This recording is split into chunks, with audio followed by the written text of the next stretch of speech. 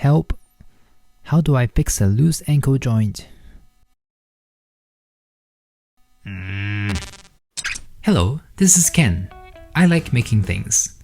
I like making things out of paper, and I like making things cooler. Especially my figures. Sometimes figures don't look all that screen accurate. All they need is a bit of touch-up here and there to unleash their hidden potential. I also love using everyday tools and materials to recreate iconic scenes from my figures, so they can shine on my display. Subscribe to my channel and join my DIY adventure as I ask myself the same question every week. Can I make it? Last week, I worked on Cyborg Spider-Woman, making all the details pop more on that awesome figure. And I've already done Miles Morales the week before.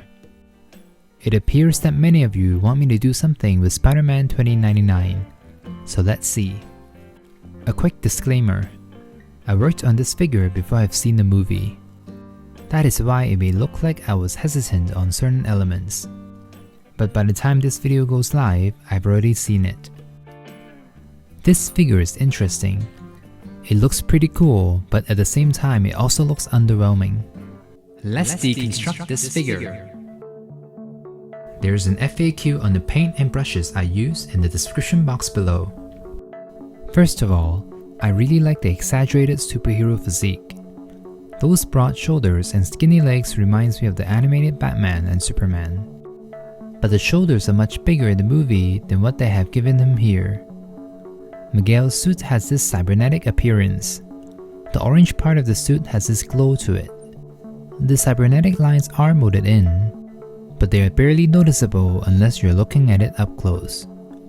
I do like the orange they used. It's a very vibrant flat orange. The blue is also nice and saturated, but the plastic sheen does take away that cel-shaded look a bit. It's kinda funny that the cheaper version of this figure has more details molded in. I don't think I can do too much to the figure, but I'm gonna try and at least add those cybernetic lines back in. So, can I make it? The first thing I want to do is to make the blue matte. The plastic sheen would have been fine on other figures, but Spider-Man 2099's blue in the movie is very flat. You don't really see any highlights on the suit. In order to remove the shine, I'm going to paint over it with acrylic paint. Acrylic paint dries matte, but since the suit is predominantly blue, I want to make sure the paint sticks to the figure and reduce the chance of paint rub as much as possible. That is why I'm sanding it first. Alright, let's see. I have this paint that's quite similar to the shade of blue on Miguel's suit, so this should blend into the plastic quite nicely. Ooh, his left leg is already looking much nicer matte. I just have to apply it to the rest of the figure.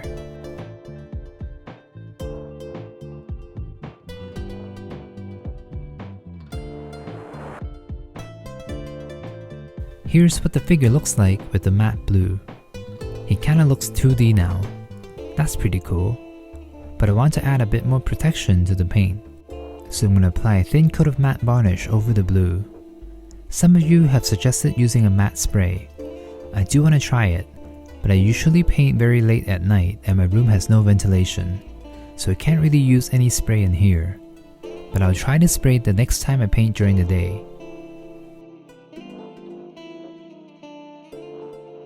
Okay, the varnish has dried, but it added a tiny bit of shine back in. Now it kinda looks like the original figure again. Okay, I'm gonna try a different blue. This ultramarine blue has more of a purple tint to it and is punchier too. I want the colors in Spider-Man 2099 to be very bold, and I think a blue that leans a bit more purple would fit him more.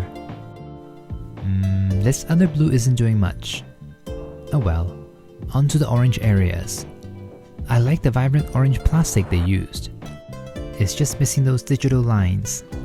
So let me try filling those lines in with metallic red paint. Is it even showing?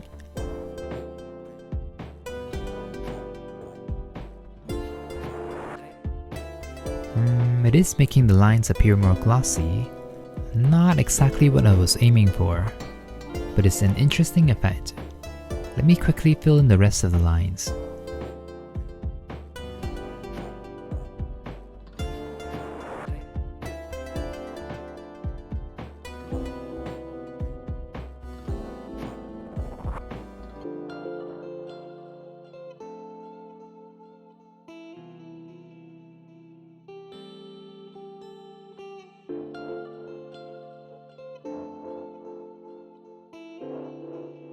I see the potential there.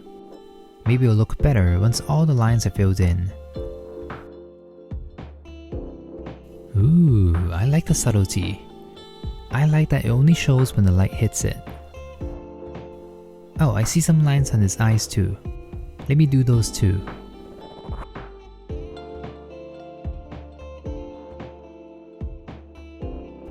Okay, here's what the lines look like at a distance. It's not obvious enough. In the movie, these lines were glowing, so let me try to recreate that effect with gold paint.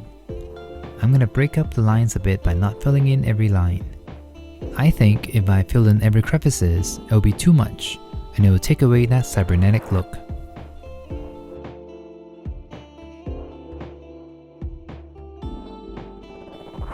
Done. Hey, that actually looks pretty cool. This may work after all. I really like the shimmering effect. The only challenging thing about this is that the lines on this body are quite shallow, so I have to be very precise with my brush and make sure the lines look as crisp and straight as possible. Just look at that. I love that the lines look dynamic, like they're moving on the suit, depending on how the light hits it. I think I did a pretty good job capturing that look. Okay, onto the cape. It's sculpted nicely, but I do want to add a bit more pizzazz to it. Let me try this iridescent paint. You know, this year, something clicked in my head. I'm a bit more ambitious and less afraid of making mistakes. I think my mindset kinda changed when I did the Eternals figures. Just the idea of cutting Cersei's hair and skirt off seems so intimidating, but I wouldn't know whether or not something would work until I try it. And as long as I'm happy with the result, that's already a win. The same goes here. I want to try this iridescent paint. I've never used it before. And this web-like cape is a perfect place to try it out. And if it turns out bad, it won't bother me too much because it's on the back side of the figure. The paint is much more opaque and much less iridescent than I thought. But it kinda has this web fluid look to it. And it is adding depth to the webs, so that's neat. Let me try and soften the lines a bit with the metallic red paint, to give it that gradient fade from top to bottom. It's not working. Let me try adding a bit of gold to suggest that it's glowing.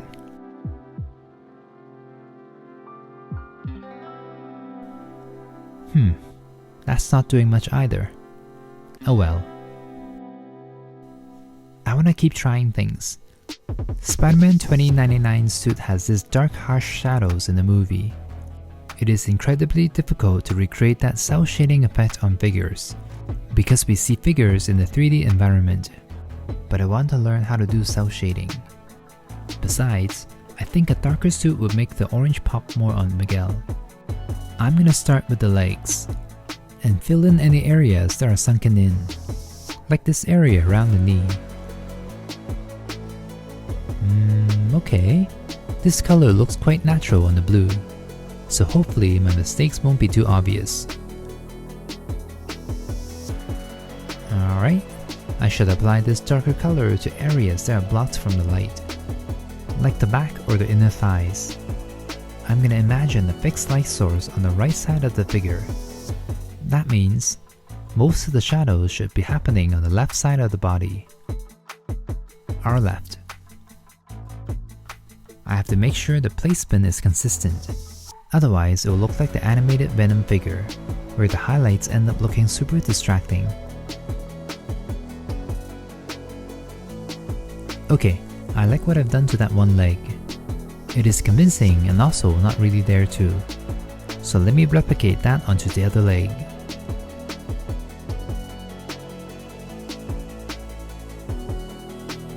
Onto the torso. This is a bit more intimidating. I don't want to overdo it, because it's harder to undo a dark color. So I'm going to keep it a bit softer here. I just have to keep my imaginary light source in mind. Okay, I don't really know what I'm doing on this side. Maybe something like this? Moving on. I also don't know what I'm doing with the arms. I guess I can define the muscles more with this color, and add a bit more shadow down the arms too. Okay, the neck area should be easier. I can see where the natural shadow sets in, so let me paint over those areas. And for the face, I noticed that the eyes are usually darker than the rest of the face, so let me replicate that as well. I'm gonna stop here. I think I'm happy with what I got so far. Let's do a before and after. Here's what the finished figure looks like. Oh hi! This is me a couple of days after I worked on Spider-Man 2099 editing the video. I've seen the movie now, and I noticed that this before and after is quite underwhelming. The differences are minor, and worst of all, I didn't really capture how he looked in the movie. In the movie, Spider-Man 2099's color are much darker and the cel shading is much harsher. The montage and photoshoot that were originally going to be in this video don't look that screen accurate. And to be honest, I'm not impressed at all. So I decided to work on it a bit more. The cel shading I did on Miguel is not great. The division between midtones and shadows was not harsh enough, and the placement of the shadows could be better too. In the movie, the suit is more like 30% blue and 70% black, so let me emphasize the dark shadows even more.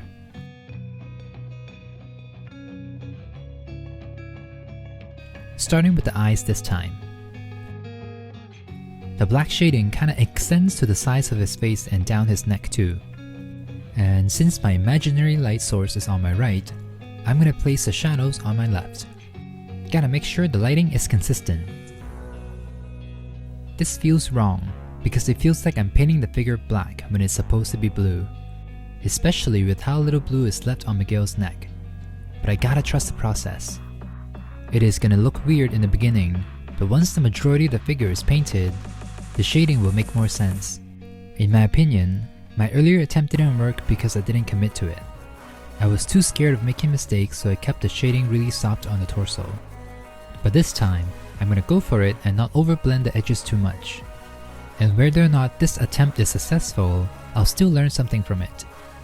There's a very specific figure that I've been wanting to fix, but I kept pushing it back because it's cel shaded and I don't know how to approach it.